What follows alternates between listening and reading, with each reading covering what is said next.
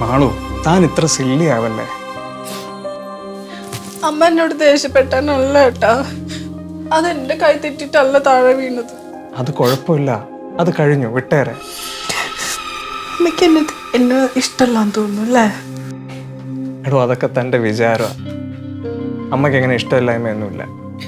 പിന്നെ അവരൊക്കെ പഴയ ആളുകളല്ലേ. ഈ സ്പൂണ് ഗ്ലാസ് പ്ലേറ്റ് എന്നൊക്കെ പറഞ്ഞാൽ അവർക്ക് ഭയങ്കര ജീവനാണ്.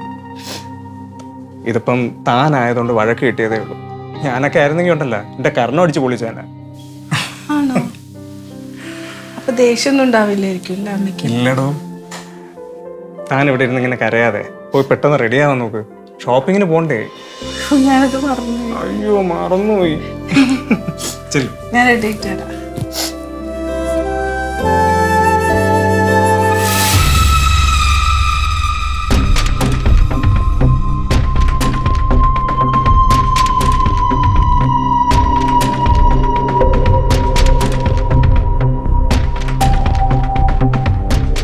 എന്താ മാളു?